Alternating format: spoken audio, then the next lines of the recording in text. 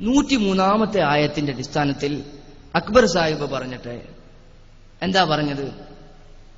ദൈവത്തിന് രൂപമുണ്ടെന്ന് പറയുന്നവൻ അവിശ്വാസിയാണ് എന്ന് അക്ബർ സാഹിബ് പറഞ്ഞു എന്നാണ്. ഖുർആൻ ആയത്ത് ഏതാണ്? 6-ാം അധ്യായം 103-ാമത്തെ ആയത്ത്. 6-ാം അധ്യായത്തിലെ 103-ാമത്തെ ആയത്തിൽ ഇത്ര മാത്രമേ ഞങ്ങളൊക്കെ പഠിച്ചിട്ടുള്ളൂ. ഇനി നിങ്ങൾ എന്തെങ്കിലും അതിൻ്റെ ഉള്ളിൽ എഴുതി കൂട്ടിയിട്ടുണ്ടോ എന്ന് ഞങ്ങൾക്കറിയില്ല. ഖുർആനിൽ ഏതായാലും എഴുതി കൂട്ടാൻ കഴിയൂല. വിശുദ്ധ ഖുർആൻ ഇതേ പറഞ്ഞിട്ടുള്ളൂ, ലാ തുദ്രിക്കുൽ അബ്സാർ വഹുവ യുദ്രിക്കുൽ അബ്സാർ വഹുവൽ ലത്തീഫുൽ ഖബീർ. അവനെ കണ്ണുകൾക്ക് കണ്ടെത്താനാവില്ല, എന്നാൽ കണ്ണുകളെ അവൻ കണ്ടെത്തുകയും ചെയ്യും. വഹുവൽ ലത്തീഫുൽ ഖബീർ. അവന്റെ വിശേഷണം പറയുകയാണ് അവിടെ, സൂക്ഷ്മജ്ഞാനിയും അഭിജ്ഞനുമാകുന്നു. ഇതേ വിശുദ്ധ ഖുർആനിൽ ഇതിന്റെ ഉള്ളിൽ നിന്ന് ആർക്കെങ്കിലും രൂപമില്ലാന്ന് കിട്ടിയോ? ഈ ആയത്തിന്റെ അടിസ്ഥാനത്തിൽ അക്ബർ സാഹിബ് എവിടെ പറഞ്ഞു? അതൊക്കെ കൊണ്ടുവരണ്ടേ? വെറുതെ പറഞ്ഞങ്ങനെ പോവാൻ, യാതൊരു ലക്കുലഗാനും ഇല്ലാതെ മൂപ്പരങ്ങനെ പറഞ്ഞു പോവാൻ. പക്ഷെ അക്ബർ സാഹിബ് എവിടെ പറഞ്ഞു? നിങ്ങൾ ഇതൊന്നും ഉദ്ധരിച്ചിട്ടില്ല. ഈ കാര്യം പേജ് നമ്പറോ ഒന്നും പറയാതെ നേരെ പറയാൻ, എന്നിട്ട് നേരെ ഉദ്ധരണികൾ ഉദ്ധരിക്കുക. ഇതിനാണ് ശരിക്കും കപടത എന്ന് ബൈബിളിന്റെ അടിസ്ഥാനത്തിൽ തന്നെ പറയാൻ. ശരിക്കും മനസ്സിലാക്കിക്കൊള്ളുക. അതുകൊണ്ട് തന്നെ പിന്നെ മൂപ്പര് കാര്യമായിട്ട് പറഞ്ഞിട്ടുള്ള അള്ളാഹിനെ കുറിച്ചുള്ള ഒരു ആക്ഷേപമാണ്. അള്ളാഹു പിതൃത്വം നിഷേധിക്കുകയാണ്. അള്ളാഹ്ക്കൊരു മോനുണ്ടായിട്ട് എന്റെ മോനല്ല എന്ന് പറഞ്ഞു എന്നാണ്. ഞാൻ ചോദിക്കട്ടെ, ദൈവത്തെക്കുറിച്ച് ആരെങ്കിലും തോന്നിയത് എന്തെങ്കിലുമൊക്കെ പറയാം, എന്നിട്ട് ദൈവം പറയാണ് ഞാൻ അതൊന്നും ചെയ്തിട്ടില്ല എന്ന് പറഞ്ഞാൽ പിന്നെ ദൈവത്തിന്റെ മേലേക്ക് കുതിര കയറില്ല. അള്ളാഹുവിനൊരു പുത്രൻ ഉണ്ടായിട്ടില്ല, അത് നിങ്ങൾ പറഞ്ഞതുകൊണ്ട് സത്യമാകുമോ? ക്രൈസ്തവർ ഒന്നടങ്കം ദൈവത്തിനൊരു പുത്രൻ ഉണ്ടായി എന്ന് വാദിച്ചതുകൊണ്ട് ദൈവത്തിനൊരു പുത്രൻ ഉണ്ടാകുമോ? വിശുദ്ധ ഖുർആൻ അത് കൃത്യമായിട്ട് തന്നെ നിഷേധിച്ചിട്ടുണ്ട്. അതെന്തുകൊണ്ടാണ്? അള്ളാഹു ഒരു പുത്രൻ ഉണ്ടായിട്ടല്ല നിഷേധിച്ചതല്ല, അള്ളാഹു അവന് യോജിക്കാത്തത് കൊണ്ടാണ് അത് നിഷേധിച്ചത്. വിശുദ്ധ ഖുർആനിലെ ആയത്തുകൾ തന്നെ ആ കാര്യം നമുക്ക് വിശദീകരിച്ചു തരുന്നുണ്ട്. ഖുർആൻ പറയാണ്, ഖാലു ഇത്തഖദല്ലാഹു വലദൻ സുബ്ഹാനഹു ഹുവൽ ഗനിയ്യു ലഹു മാ ഫിസ് സമാവാതി വമാ ഫിൽ അർദ് ഇൻ ഇൻദകും മിൻ സുൽത്താനിൻ ബിഹാദാ അതഖൂലൂന അലല്ലാഹി മാ ലാ തഅലമൂൻ. ഖുർആൻ പറയാണ്, അവർ അള്ളാഹുവിനൊരു പുത്രൻ ഉണ്ടായി എന്ന് വാദിച്ചിരിക്കുന്നു. സുബ്ഹാനഹു, അവൻ പരിശുദ്ധനാണ് എന്നാണ് വിശുദ്ധ ഖുർആൻ പറഞ്ഞത്. അവനൊരു കുട്ടി ഉണ്ടാകുക എന്നത് യോജിക്കുന്നതല്ല. ദൈവത്തിന് യോജിക്കാത്ത എന്തെങ്കിലും വിശേഷണപ്പത് ബൈബിളിൽ ഉദ്ധരിച്ച വിശേഷണങ്ങൾ നേരത്തെ ഞാൻ പറഞ്ഞില്ലേ, എല്ലാവരെയും കൊല്ലാനും കുഞ്ഞുങ്ങളെ വരെ കൊല്ലാനും ഒക്കെ കൽപ്പിക്കുന്ന വിശേഷണങ്ങൾ ദൈവത്തിന്റെ മേലെ കെട്ടിവെച്ചിട്ട് ആ വിശേഷണങ്ങളൊക്കെ ദൈവം നിഷേധിക്കുമ്പോൾ അത് കണ്ടില്ലേ ദൈവം കളവ് പറയുന്നെന്ന് പറഞ്ഞാൽ ഇത് അംഗീകരിക്കാൻ ആരാ തയ്യാറാവുക? അള്ളാഹുവിനൊരു പുത്രൻ ഉണ്ടാവുക എന്നത് അവന് യോജിക്കുന്നതല്ല എന്ന് വിശുദ്ധ ഖുർആൻ പറയുന്നു. അതെന്തുകൊണ്ടാണ്? ദൈവത്തിനൊരു പുത്രൻ ഉണ്ടാകുക എന്നത് യോജിക്കുന്ന വിശേഷണമല്ലാത്തത് കൊണ്ടാണ്. പക്ഷേ മിഷനറിമാർക്ക് അത് പറ്റില്ല. അപ്പൊ വിശുദ്ധ ഖുർആന്റെ പേരിൽ കളവ് പറയുക. എന്നാൽ യഥാർത്ഥത്തിൽ ഖുർആൻ ഇറങ്ങിയതിന്റെ പ്രധാനപ്പെട്ട ഒരു ഉദ്ദേശങ്ങളിൽ ഒരു ഉദ്ദേശം തന്നെയാണ് അള്ളാഹുവിന് മക്കളുണ്ട് എന്ന് വാദിക്കുന്നവർക്ക് മറുപടി നൽകുക. ഖുർആൻ ഇറങ്ങിയതിന്റെ ഒരു ഉദ്ദേശം തന്നെ അതാണ്, അള്ളാഹ്ക്ക് മക്കളുണ്ട് എന്ന് പറയുന്നവർക്ക് താക്കീത് നൽകാനാണ് വിശുദ്ധ ഖുർആൻ ഇറങ്ങി.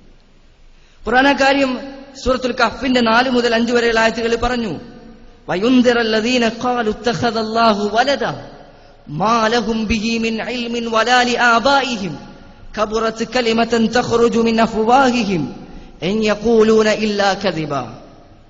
വിശുദ്ധ ഖുർആൻ പറയാണ്, ഈ ഗ്രന്ഥം ഇറക്കിയിട്ടുള്ളത് വലിയുൻദിറല്ലദീന ഖാലു ഇത്തഖദല്ലാഹു വലദ, അല്ലാഹു ഒരു പുത്രനെ സ്വീകരിച്ചിരിക്കുന്നു എന്ന് പറയുന്നവർക്ക് താക്കീത് നൽകുവാൻ വേണ്ടിയിട്ടാണ്. മാ ലഹും ബിഹി മിൻ ഇൽം, ഇവിടെ പറഞ്ഞ പോലെ തന്നെ അവർക്ക് ആ വിഷയത്തിൽ ഒരു അറിവുമില്ല, അവർക്ക് ആ കാര്യത്തിൽ ഒരു അറിവുമില്ല. മാ ലഹും ബിഹി മിൻ ഇൽമിൻ വലാ ലിആബാഇഹിം, അവരുടെ വാപ്പമാർക്കും ഇല്ല, അവരുടെ പിതാക്കന്മാർക്കും ആ വിഷയത്തിൽ യാതൊരു തെളിവില്ല. അവർ പറയുക എന്നതല്ലാതെ. കബറത് കലിമതൻ തഖ്റുജു മിൻ അഫ്വാഹിഹിം, അവരുടെ വായയിൽ നിന്ന് പുറത്തു വരുന്ന ആ വാക്കുകൾ അത് ഏറെ ഗുരുതരമായിരിക്കുന്നു. ഇൻ യഖൂലൂന ഇല്ലാ കദിബ, അവർ പറയുന്നത് കളവല്ലാതെ മറ്റൊന്നുമല്ല. ഇത് ഖുർആൻ പറഞ്ഞിട്ടുണ്ട്. ഇത് അള്ളാഹു ഒരു പുത്രൻ ഉണ്ടാക്കിയിട്ട് നിഷേധിച്ചതല്ല. തെളിയിക്കട്ടെ, മിഷനറിമാർ തന്നെ തെളിയിക്കട്ടെ. ദൈവത്തിനൊരു പുത്രൻ ഉണ്ടായി എന്ന വാദം പഴയ നിയമത്തിന്റെ അടിസ്ഥാനത്തിൽ തെളിയിക്കട്ടെ. അതാണല്ലോ വേണ്ടത്. അല്ല വിശുദ്ധ ഖുർആന് നേരെ മെക്കിട്ട് കയറിയതുകൊണ്ട് കാര്യമില്ലല്ലോ. വിശുദ്ധ ഖുർആൻ അള്ളാഹുവിന് യോജിക്കാത്തൊരു ഒരു വിശേഷണത്തെ കൃത്യമായി എതിർത്തിട്ടുണ്ട്. അല്ലെങ്കിൽ ഞാൻ ചോദിക്കട്ടെ, പഴയ നിയമം ഇറങ്ങിയിട്ട് പല കാലങ്ങളായി, യേശു ക്രിസ്തു വരുന്നതിന് മുൻപ് പഴയ നിയമം ഇറങ്ങിയിട്ട് കാലങ്ങളായി. മൂശാ പ്രവാചകന് ശേഷമുള്ള കാലഘട്ടം യഹൂദന്മാർ മനസ്സിലാക്കിയോ? മോശാ പ്രവാചകൻ മനസ്സിലാക്കിയോ ദൈവത്തിനൊരു പുത്രനുണ്ട് എന്ന വാദം? അങ്ങനെയാണെങ്കിൽ പഴയ നിയമത്തിൽ ഇത് വ്യക്തമായി കാണിക്കട്ടെ. പഴയ നിയമത്തിൽ നിന്ന് വ്യക്തമായി മിഷനറിമാർ കാണിക്കാൻ തയ്യാറാണോ? ഇവിടെ പോലും പറഞ്ഞിട്ടില്ലല്ലോ. എന്നിട്ട് ഖുർആനിന്റെ നേരെ മെക്കിട്ട് കയറിയതുകൊണ്ട് സ്വന്തം ദേഷ്യം തീർക്കാന്നല്ലാതെ അതുകൊണ്ട് പ്രത്യേകിച്ചൊരു കാര്യവുമില്ല. വിശുദ്ധ ഖുർആന് നേരെ മെക്കിട്ട് കയറിയിട്ട് കാര്യമില്ല. പിന്നെ ഇവിടെ ഞാൻ പറയട്ടെ, ക്രൈസ്തവ മിഷനറിയുടെ മാന്യത യഥാർത്ഥത്തിൽ കാരുണ്യത്തിന്റെ വക്താക്കളെന്നും കുഞ്ഞാടുകളെന്നും ഒക്കെ അവകാശപ്പെടുന്ന ആളുകൾ സ്റ്റേജിന്മ കയറിയിട്ട് ഇസ്ലാമിന് നേരെ ഒന്ന് വിമർശനം തൊടുത്തുവിട്ടപ്പോ സ്വന്തം മാന്യത പോയി. സ്വന്തം മാന്യത കംപ്ലീറ്റ് കളഞ്ഞു കുളിക്കാൻ. വിശുദ്ധ ഖുർആൻ കൃത്യമായി പഠിപ്പിച്ചിട്ടുണ്ട്, നിങ്ങൾ മറ്റുള്ളവരുടെ ദൈവത്തെ പരിഹസിക്കരുത്. ഖുർആൻ അത് കൃത്യമായി പറഞ്ഞിട്ടുണ്ട്. പക്ഷെ ഇവിടെ വന്നപ്പോ ആ മാന്യതയെ മറന്നുപോയി. ഏതുവരെ എന്ന് ചോദിച്ചാൽ സ്റ്റേജിന്മ കയറിയപ്പോ മറന്നുപോയതിന്റെ ഒരു ഉദാഹരണമാണ്. ഇവിടെ കയറി നിന്നപ്പോ പാതിരി അക്ബർ സാഹിബുമായി ഡിബേറ്റ് നടത്തിയവരൊക്കെ ഡോങ്കികളാണെന്നാണ് പറഞ്ഞത്. അക്ബർ സാഹിബുമായിട്ട് ഡിബേറ്റ് നടത്തിയവരൊക്കെ ഡോങ്കികളാണെന്നാണ്. ഡോങ്കി എന്ന് പറഞ്ഞാൽ നിങ്ങൾക്കറിയില്ല, കഴുത എന്നാണ് അർത്ഥം. അത് അറിയാത്തവരുണ്ടെങ്കിൽ അത് പഠിക്കണം. ഇവിടെ സ്വാഗതം പറഞ്ഞാണ് അക്ബർ സാഹിബുമായിട്ട് ഡിബേറ്റ് നടത്തിയാണ്. ഈ സ്റ്റേജിൽ പിന്നിലിരുന്ന ആള് പോലും അക്ബർ സാഹിബുമായിട്ട് ഡിബേറ്റ് നടത്തിയാണ്. ഇവിടെ ഒരു പുസ്തകം പ്രസാദനം ചെയ്ത് അത് എഴുതിയ ആളും അക്ബർ സാഹിബുമായിട്ട് ഡിബേറ്റ് നടത്തിയാണ്. മാത്രമല്ല അക്ബർ സാഹിബുമായിട്ട് ഇവരെപ്പോലുള്ള ആൾക്കാരൊന്നല്ല. ക്രൈസ്തവ ദൈവിക ശാസ്ത്രത്തിൽ 2 ഡോക്ടറേറ്റുകളുള്ളവർ, IAS ഉള്ള ആളുകൾ, ഇവരൊക്കെ ഡിബേറ്റ് നടത്തിയിട്ടില്ല. ഇവരൊക്കെ ഡോങ്കികളാണെന്ന് പറഞ്ഞാൽ ഇതിനൊക്കെ മാന്യത ആരെങ്കിലും വിളിക്കോ?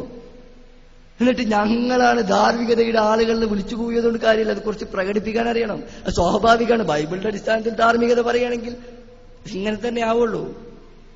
സ്റ്റേജിൽ കയറിയതുകൊണ്ട് എത്രയല്ലേ പിടിച്ചു നിർത്താൻ പറ്റില്ലല്ലോ. അതുകൊണ്ട് സംഭവിച്ചതാണതൊക്കെ. എന്നിട്ട് അക്ബർ സാഹിബായിട്ട് അദ്ദേഹത്തിനോടുള്ള വിദ്വേഷം തീർക്കാൻ വേണ്ടിയിട്ട് അദ്ദേഹവുമായി ഡിബേറ്റ് നടത്തിയൊരു ഡോങ്കികൾ. ഞാൻ പറഞ്ഞു, ഡോങ്കികൾ എന്ന് പറഞ്ഞാൽ മലയാളത്തിൽ ശരിക്കും അർത്ഥം കഴുതാണ്. സ്വാഭാവികമായിട്ട് ഇവരൊക്കെ കഴുതാന്ന് വിളിച്ചപ്പോ മുന്നിലിരിക്കുന്ന ആൾക്കാർ വിചാരിച്ചിട്ടുണ്ടാവും വരുന്നത് നല്ല കുതിരകളാവും, നല്ല കുതിരകളാണ് വരാൻ പോണത് എന്നുള്ള വിചാരത്തിലായിരുന്നു. ഫ്രഞ്ചിലൊരു പഴഞ്ചൊല്ലുണ്ട്, പർവ്വതം പ്രസവിക്കാൻ പർവ്വതം ഇങ്ങനെ പ്രസവിക്കാൻ നിൽക്കുകയാണ്. അപ്പൊ നാട്ടുകാരൊക്കെ ആകെ ഭയന്നു. വളരെ പ്രശ്നമാണല്ലോ, പർവ്വതമാണ് പ്രസവിക്കാൻ പോകുന്നത്.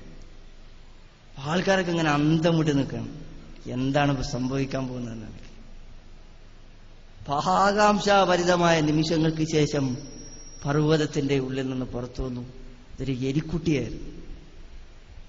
അതേപോലെ ഇവിടെ ആൾക്കാർ വിചാരിച്ച് മറ്റുള്ളവരൊക്കെ ഡോങ്കിന്ന് വിളിച്ചപ്പോൾ സ്വാഭാവികമായിട്ടും എന്തായാലും ഇവിടെ വരാൻ പോണ നല്ല കുതിരകളാണ്, ശക്തിയുള്ള കുതിരകൾ.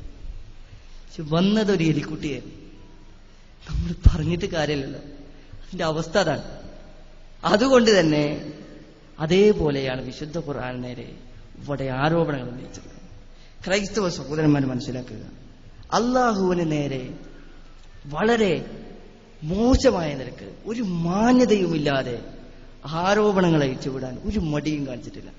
പക്ഷേ ഇവിടെ നിന്ന് അതുപോലെ പ്രസംഗിക്കാൻ നമുക്ക് ആർക്കും കഴിവില്ലാണ്ടല്ല. പക്ഷേ വിശുദ്ധ ഖുർആൻ നമ്മെ പഠിപ്പിച്ചത് ആ മാന്യതയല്ല. ബൈബിൾ പഠിപ്പിച്ച ധാർമ്മികത വിശുദ്ധ ഖുർആൻ പഠിപ്പിച്ചിട്ടില്ല. ഖുർആൻ പഠിപ്പിച്ചത് മറ്റുള്ളവരുടെ ദൈവങ്ങളെ നിങ്ങൾ അപഹസിക്കരുത് എന്നാണ്, പരിഹസിക്കാൻ പാടില്ല എന്നാണ്.